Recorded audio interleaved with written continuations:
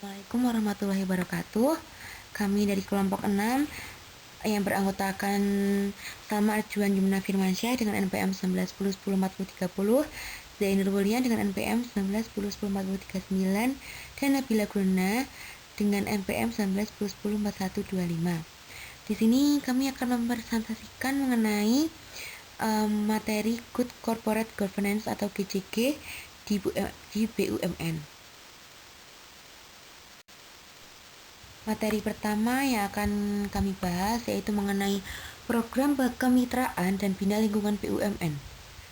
Program kemitraan dan bina lingkungan BUMN atau PKBL merupakan wujud tanggung jawab sosial BUMN terhadap publik. Dalam hal ini, masyarakat sekitar tempat BUMN berdomisili.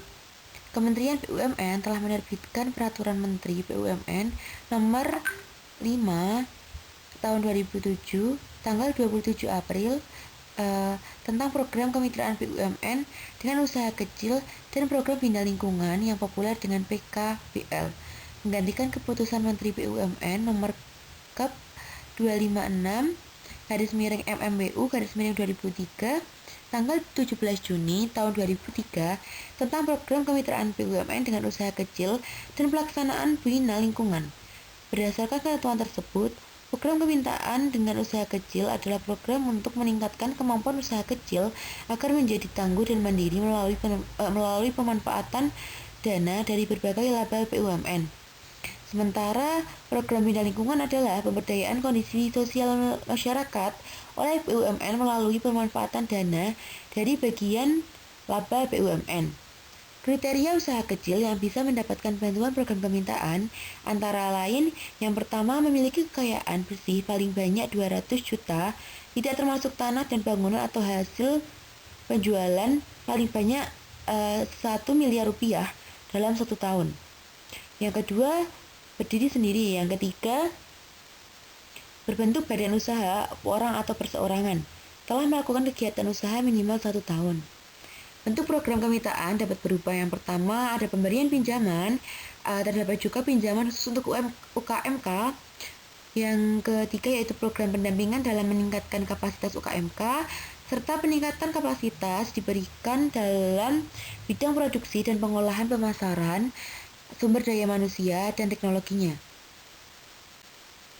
Selanjutnya, mengenai ruang lingkup program bina lingkungan, yaitu terdapat bantuan korban bencana alam, bantuan pendidikan dan pelatihan, bantuan peningkatan kesehatan, bantuan pengembangan sarana dan prasarana, bantuan sarana ibadah, serta bantuan pelestarian alam. Sedangkan kendala yang dalam program PBKL di BUMN, yang pertama, terdapat penerima dana dari program kemitraan sebagai tidak tepat sasaran. Tingkat kemacetan kredit atau dana bergulir yang diberikan kepada UKK masih cukup tinggi. Penggunaan dana sebagian tidak digunakan untuk mengembangkan usaha tetapi untuk keperluan konsumen. Masih ada beberapa anggapan dari pihak penerima bahwa dana bergulir merupakan hibah sehingga tidak perlu dikembalikan. Selanjutnya, yaitu mengenai kontrak manajemen atau Statement of Corporate Intern. Pasal 16 ayat 3 Undang-Undang Nomor 19 Tahun 2003 tentang BUMN, yaitu kontrak manajemen adalah Statement of Corporate Intern atau STI, yang antara lain berisikan janji-janji atau pernyataan diskusi untuk memenuhi segala target-target yang telah ditetapkan atau diterapkan oleh pemegang saham.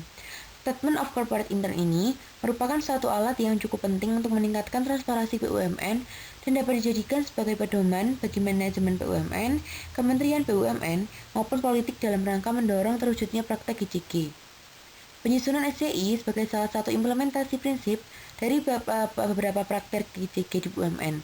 Tujuan penyusunan SCI yaitu sebagai upaya untuk menciptakan indikator kerja BUMN yang transparan, dalam rangka memastikan pencapaian kinerja BUMN yang optimal dan mendukung pemanfaatan sumber daya secara efektif dan efisien. Informasi yang terdapat di dalam SCI yaitu terdapat tujuan perusahaan, sifat dan lingkungan kegiatan usaha yang dilakukan, rasio konsolidasi dana pemegang saham terhadap total aset dan definisi dari konsep tersebut, kebijakan akuntansi, target kinerja dan ukuran lain yang menjadi dasar pengukuran kinerja kelompok perusahaan, perkiraan jumlah atau proporsi dari akumulasi keuntungan serta dana cadangan perusahaan, jenis informasi yang akan diberikan kepada pemegang saham, prosedur yang harus diikut sertakan sebelum anggota kelompok membeli atau mengambil alih perusahaan, kebijakan dan prosedur pembelian, kegiatan di mana BUMN meminta kompensasi dari pemerintah, perkiraan dari nominal investasi pemerintah pada kelompok perusahaan, serta masalah lain yang menjadi kesepakatan dari pemegang saham dan direksi tersebut. Penerapan SCI pada BUMN. Tahap pertama, penandatanganan SCI telah dilakukan oleh Menteri BUMN pada tanggal 1 April tahun 2002 terhadap 35 BUMN dan 1 anak perusahaan BUMN. Dengan penandatanganan SCI ini dapat dikatakan sebagai penandatangan kontrak kerjasama antara pemerintah dan manajemen BUMN. Upaya untuk memantapkan penerapan prinsip GCG, yaitu transparansi, akuntabilitas, keadilan, dan responsibilitas dalam pengelolaan BUMN, memerlukan komitmen penuh dari manajemen BUMN, pemerintah serta masyarakat. Mengingat SCI merupakan dokumen publik yang mencatat pernyataan bersama tentang sasaran dan harapan kinerja antara BUMN dan Kementerian BUMN, maka SCI perlu dipublikasikan kepada masyarakat sehingga diharapkan publik dapat ikut serta dalam mengawasi kinerja BUMN sebagai media sosial kontrol. Apabila dalam pengelolaan BUMN telah menerapkan prinsip GCG, diharapkan BUMN dapat terhindar dari praktik, kolusi, dan nepotisme yang sangat-sangat merugikan negara dan BUMN. Lalu yang selanjutnya ada uji kepatutan dan kelayakan direksi BUMN. Uji kepatutan dan kelayakan EV and Proper Test merupakan salah satu proses yang harus dilakukan Kementerian BUMN dalam rangka rekrutmen calon direksi BUMN. Ketentuan tentang rekrutmen direksi BUMN diatur pada pasal 16 dalam Undang-Undang Nomor 13 2003 tentang BUMN, yaitu anggota direksi diangkat berdasarkan pertimbangan keahlian, integritas, kepemimpinan, pengalaman, kejujuran, perilaku yang baik, serta dedikasi yang tinggi untuk memajukan dan mengembangkan pengangkatan anggota direksi dilakukan melalui mekanisme uji kelayakan dan kepatutan. Calon anggota direksi yang telah dinyatakan lulus uji kelayakan dan kepatutan wajib menandatangani kontrak manajemen sebelum ditetapkan pengangkatannya sebagai anggota direksi. Berdasarkan pada pasal 11 Peraturan Menteri Negara BUMN Nomor 401 MBU 2012 tanggal 20 Januari 2012 mengatur bahwa bakal calon direksi BUMN dapat berasal dari sumber internal perusahaan berdasarkan uji kelayakan dan kepatutan oleh lembaga profesional yang dipilih BUMN dan penyusunannya dilakukan oleh Dewan Komisaris atau Dewan Pengawas BUMN. Mekanisme pengangkatan dan pemberhentian anggota direksi BUMN diatur dalam Peraturan Menteri BUMN Nomor 16 MBU 2012 tanggal 1 Oktober 2012 tentang perubahan kedua atas Peraturan Menteri Negara BUMN Nomor 01 MBU 2012 tentang persyaratan dan tata cara pengangkatan dan pemberhentian anggota direksi BUMN. Persyaratan formal anggota direksi Persero adalah orang-orang perseroan yang cakap melakukan perubahan hukum kecuali dalam waktu 5 tahun sebelum pengangkatan pernah dinyatakan pailit menjadi anggota direksi atau komisaris yang dinyatakan bersalah dan menyebabkan suatu BUMN atau perusahaan dinyatakan pailit. Dihukum karena melakukan tindak pidana yang merugikan keuangan negara, BUMN, perusahaan, dan yang berkaitan dengan sektor keuangan.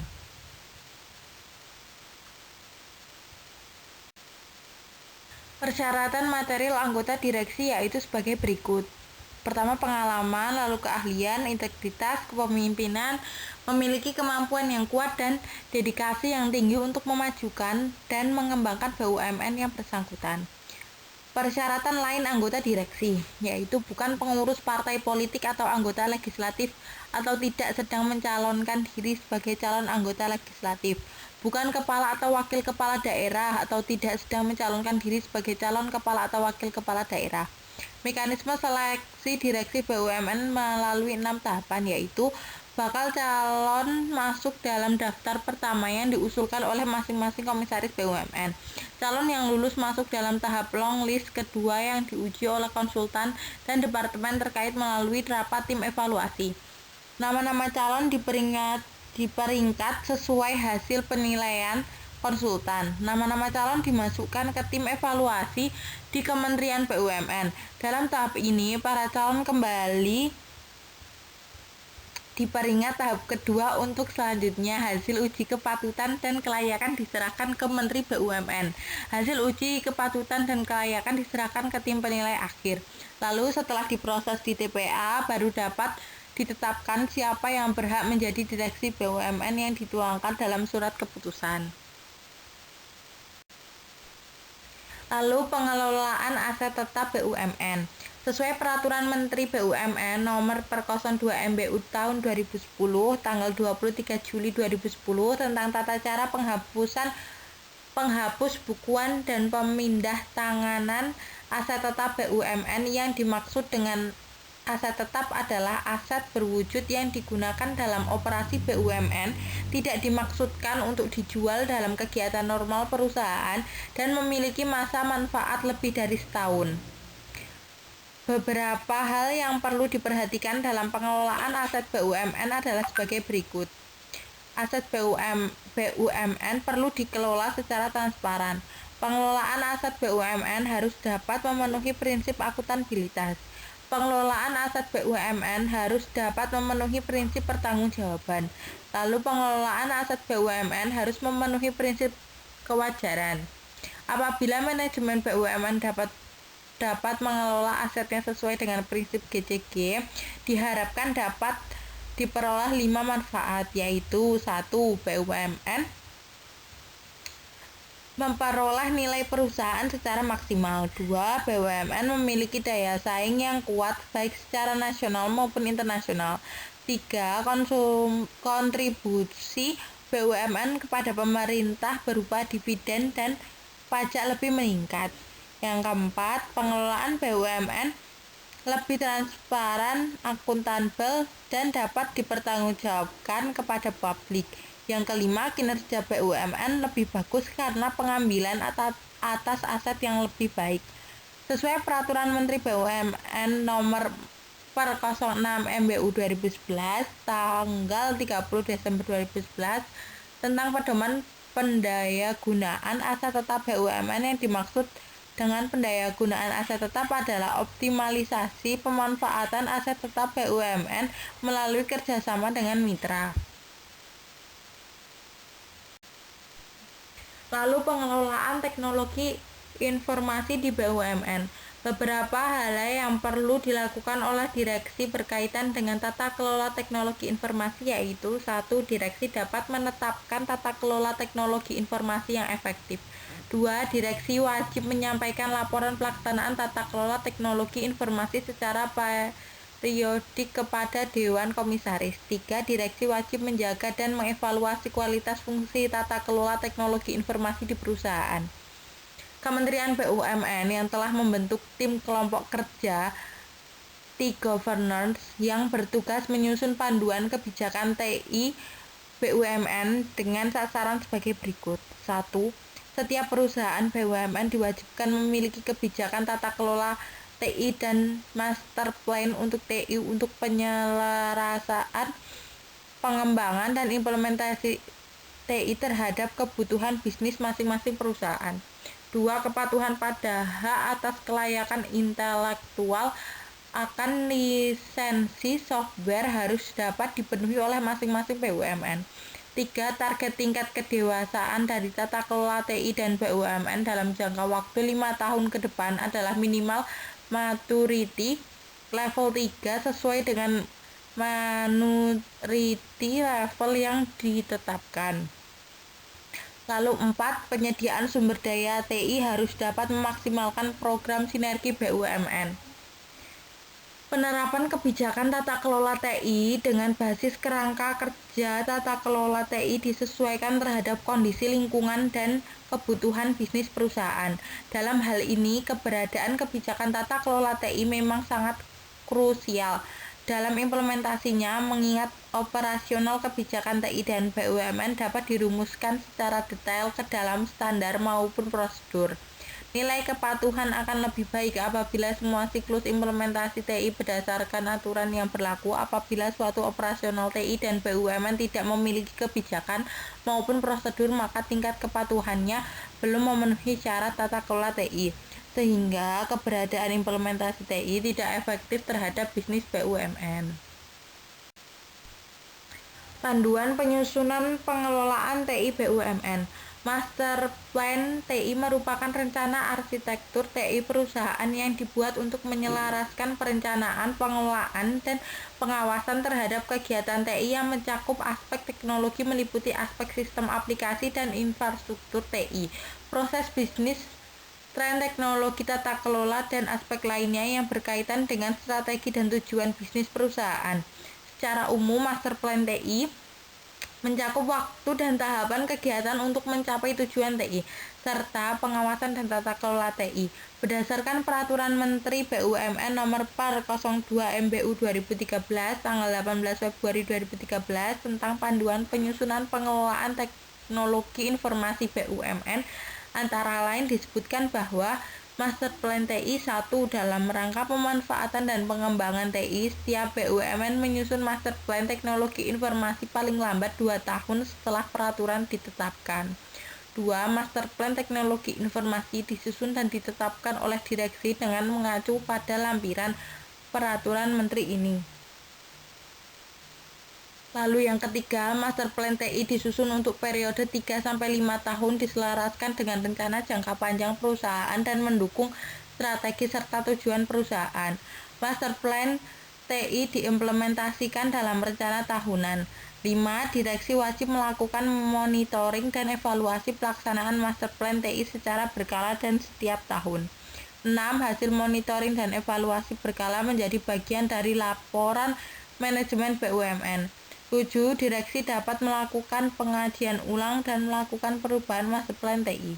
Sinergi TI BUMN. 1. Setiap BUMN mengutamakan sinergi antar BUMN dalam pemanfaatan pengembangan teknologi informasi. 2. Sinergi antar BUMN sebagaimana dimaksud ayat 1 diutamakan membawa TKDN terbesar. 3. Sinergi TI mengacu pada lampiran 3 peraturan menteri ini. 4. Sinergi TI dapat dilakukan pada bidang keuangan, pemasaran, produksi, distribusi, penelitian, pengadaan, SDM, dan teknologi informasi. 5. Pelaksanaan sinergi TI dilakukan berdasarkan asas manfaat yang berlandaskan pada prinsip GCG. Lalu yang selanjutnya, pengukuran terhadap penerapan GCG di BUMN. BUMN wajib melakukan pengukuran terhadap penerapan GCG dalam bentuk 1. Penilaian, yaitu program untuk mengidentifikasi pelaksanaan GCG di BUMN melalui pengukuran pelaksanaan dan penerapan GCG di BUMN yang dilaksanakan secara berkala setiap 2 tahun. 2. Evaluasi, yaitu program untuk mendeskripsikan tindak lanjut pelaksanaan dan penerapan GCG di BUMN yang dilakukan pada tahun berikutnya setelah penilaian sebelumnya, dimaksud pada huruf A yang meliputi evaluasi terhadap hasil penilaian dan tindak lanjut atas rekomendasi perbaikan. Ketentuan Kementerian BUMN. Keputusan Sekretaris Kementerian BUMN Nomor SK 16 SMBU 2012 tanggal 6 Juni 2012 tentang indikator atau parameter penilaian dan evaluasi atas penerapan tata kelola perusahaan yang baik atau GCG pada BUMN antara lain menyatakan bahwa indikator atau parameter pengukuran penerapan GCG sebagai kriteria pengukuran GCG meliputi beberapa aspek indikator, parameter, dan faktor yang diuji kesesuaiannya. Pengukuran oleh internal atau self-assessment GCG. Pengukuran penilaian atau evaluasi secara internal pada prinsipnya dilakukan sendiri oleh BUMN yang bersangkutan yang pelaksanaannya dapat didiskusikan dengan atau meminta bantuan oleh penilai independen atau menggunakan jasa instansi pemerintahan yang berkompeten di bidang GCG. Apabila BUMN ingin melakukan pengukuran secara internal, maka perlu mempertanggungjawab tim self assessment GCG antara lain yaitu mempersiapkan sarana dan prasarana dalam pelaksanaan tim self-assessment GCG, melakukan evaluasi dan pemeriksaan dokumen pendukung yang diperlukan self-assessment GCG, melakukan penilaian atas setiap indikator penerapan GCG sesuai dengan indikator yang ditetapkan dalam SJ 16 SMBU 2012, melakukan survei persepsi penerapan GCG dengan menggunakan kuesioner atau wawancara, mengusulkan rekomendasi perbaikan untuk mengurangi celah antara indikator GCG dengan aktual penerapan GCG di perusahaan, membuat laporan hasil self-assessment GCG kepada direksi yang ditunjuk oleh Direktur Utama BUMN. Selanjutnya adalah materi mengenai penilaian BUMN bersih. Tujuan penilaian BUMN bersih yaitu menilai komitmen direksi dan dewan dalam meningkatkan penerapan GCG baik secara administratif maupun substantif, serta menciptakan BUMN yang bersih dan bebas dari gratifikasi, kecurangan, dan KKN. Yang kedua ada menilai komitmen direksi dan dewan komisaris untuk tidak melakukan penyimpangan atau kecurangan termasuk korupsi, suap, dan gratifikasi. Selanjutnya ada dasar kegiatan penilaian BUMN bersih berdasarkan 1. Surat Kementerian BUMN nomor S174 garing SMBU garing 2013 tanggal 1 September 2013 tentang bantuan pelaksanaan survei persepsi penilaian tentang BUMN bersih. 2. Surat Edaran Menteri BUMN nomor SE05 garing MBU garing 2013 tanggal 30 September 2013 tentang roadmap menuju BUMN bersih. Yang ketiga ada surat Kementerian BUMN nomor S528 garing MBU titik S garing 2013 tanggal 28 Oktober 2013 tentang BUMN bersih. Yang keempat ada surat Kementerian BUMN nomor S/684 garing MBU garing 2013 tanggal 12 November 2013 tentang persiapan survei tahap 1 BUMN bersih. Yang terakhir ada surat Kementerian BUMN nomor S/556 garing MBU garing 2013 tanggal 13 November 2013 mengenai kerangka acuan kerja survei BUMN bersih. Selanjutnya ada sasaran, ruang lingkup, penilaian, dan jadwal survei. Pada periode tahun 2014, Kementerian BUMN telah menjelaskan mengenai tahapan beberapa jadwal survei yang telah dilaksanakan, yaitu tahap 1, survei BUMN bersih pada jajaran Dewan Komisaris atau Direksi, atau bisa disebut bersih tingkat 1 pada BUMN yang telah mendaftar, sejumlah 141 BUMN. Tahap 2, survei BUMN bersih pada jajaran 1 tingkat di bawah direksi, atau bisa disebut bersih tingkat 2. Yang tahap 3, survei BUMN bersih pada jajaran 2 tingkat di bawah direksi, bisa disebut sebagai bersih tingkat 3. Jadwal pelaksanaan survei tahap 1 bulan Februari sampai Maret 2014, tahap 2 bulan Mei 2014, tahap 3 bulan Agustus 2014.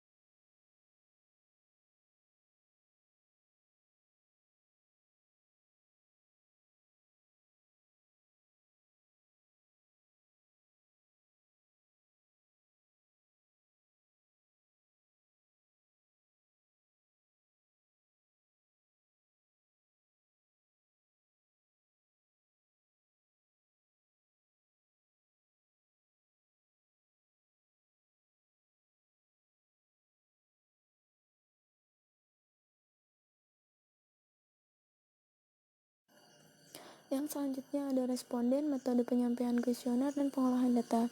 Responden terdiri dari internal, yaitu direksi, komisaris, manajemen, unit compliance, dan pegawai. Dan eksternal yang terdiri dari pelanggan, pemasok, regulator, pemegang saham, dan serikat pekerja. Lalu ada metode penyampaian kuesioner. Ada dua metode. Yang pertama ada alternatif 1, yaitu mengumpulkan responden internal dan eksternal.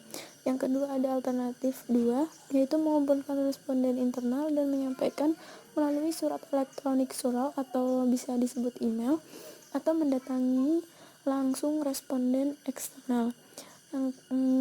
Kemudian ada pengolahan data dokumen aplikasi. Yang pertama, dengan nilai dari unsur dokumentasi aplikasi meliputi kecukupan pemenuhan kualitas dokumen kebijakan dan upaya-upaya yang telah dilakukan direksi atau komisaris.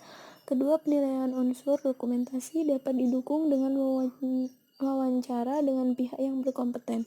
3. Penilaian kualitas dokumentasi menggunakan skala 0 sampai 2,5 sampai 5 sampai 7,5 sampai 10. Yang keempat, nilai dokumentasi kriteria dihitung dengan rata-rata nilai pemenuhan parameter yang ada di kriteria yang bersangkutan. Yang kelima, nilai akhir dokumentasi dihitung dengan rata-rata nilai pemenuhan untuk seluruh parameter. Selanjutnya ada implementasi BUMN bersih. Yang pertama, menjalankan aktivitas bisnis berdasarkan prinsip GCG secara konsisten serta menjamin hubungan yang harmonis dengan seluruh pemangku kepentingan. Kedua, menerapkan sistem pengendalian internal berdasarkan kerangka GCG, Integrated Framework, manajemen risiko perusahaan.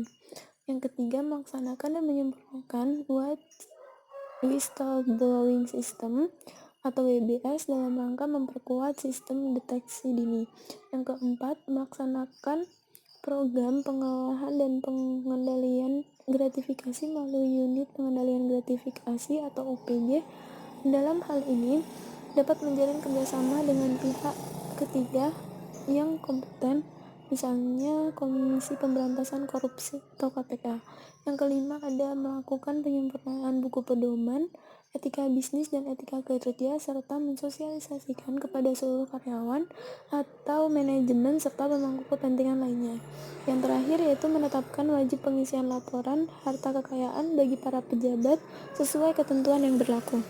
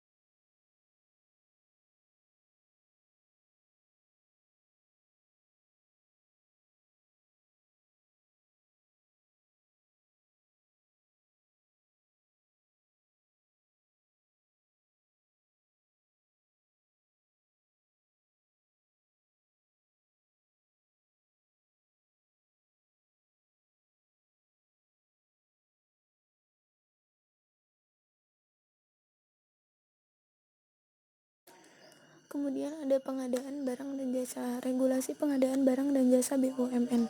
Berdasarkan pasal 2 Peraturan Menteri BUMN nomor 15/MBU/2012 tanggal 25 September 2012 tentang perubahan atas Peraturan Menteri BUMN nomor 05/MBU/2008 tentang pedoman umum pelaksanaan pengadaan barang dan jasa BUMN antara lain diatur: 1. Pengadaan barang dan jasa wajib menerapkan prinsip efisien, efektif, kompetitif, transparan, adil dan wajar, serta akuntabel. 2. Pengguna barang dan jasa menggunakan penggunaan produksi dalam negeri, rencana bangun dan perekayasaan nasional serta perluasan kesempatan bagi usaha kecil sepanjang kualitas, harga, dan tujuannya dapat dipertanggungjawabkan. 3. Dalam rangka mendorong pertumbuhan industri dalam negeri, pengguna barang dan jasa dapat memberikan preferensi pengaturan produksi dalam negeri dengan tetap mengindahkan ketentuan peraturan perundang-undangan yang berlaku. Yang keempat, pengguna barang dan jasa menggunakan sinergi antar BUMN, anak perusahaan BUMN, dan perusahaan gratifikasi BUMN atau antar anak perusahaan BUMN dalam rangka meningkatkan efisiensi usaha atau perekonomian. Sedangkan berdasarkan pasal 1 Peraturan Menteri BUMN nomor 19/MBU/2012 tanggal 27 Desember 2012 tentang pedoman penundaan transaksi bisnis yang terindikasi penyimpangan atau kecurangan antara lain diatur sebagai berikut. 1. BUMN dapat melakukan penundaan pelaksanaan perjanjian yang berkaitan dengan transaksi bisnis apabila terdapat indikasi adanya penyimpangan atau kecurangan dalam transaksi bisnis tersebut yang menyebabkan kerugian bagi BUMN. Yang kedua, penundaan pelaksanaan perjanjian dilakukan sesuai dengan pedoman penundaan transaksi bisnis yang terindikasi penyimpangan atau kecurangan.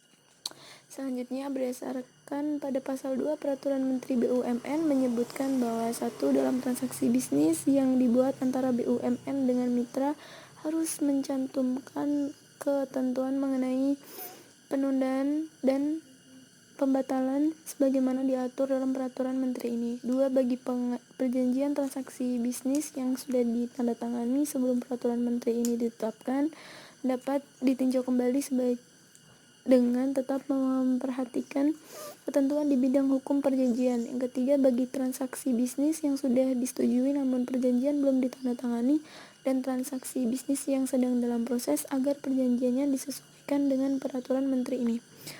Implementasi pengadaan barang dan jasa BUMN. 1. BUMN dalam menjalankan bisnisnya harus memenuhi setiap ketentuan peraturan perundang-undangan yang berlaku serta wajib melaksanakan prinsip profesionalisme, efisiensi, dan GCG. 2. BUMN harus menghindari tindakan penyimpangan atau kecurangan dalam setiap transaksi bisnis. 3. BUMN dapat menyusun program atau prosedur pengadaan barang dan jasa dengan mengacu ketentuan yang telah diatur pada peraturan Menteri BUMN tersebut. 4. Direksi BUMN diwajibkan menyusun ketentuan internal berupa Standard Operating Procedure atau SOP mengenai tata cara penundaan transaksi bisnis yang terindikasi penyimpangan atau kecurangan. 5. Masalah pengadaan barang dan jasa memang sangat rawan dan penyimpangan atau kecurangan, apalagi apabila terdapat kondisi secara internal antar karyawan atau antara karyawan dengan pihak ketiga atau eksternal. Yang terakhir, ada manajemen BUMN harus hati-hati terkait pengadaan barang dan jasa agar terhindar dari kasus yang bisa berimplikasi terhadap permasalahan hukum di kemudian hari.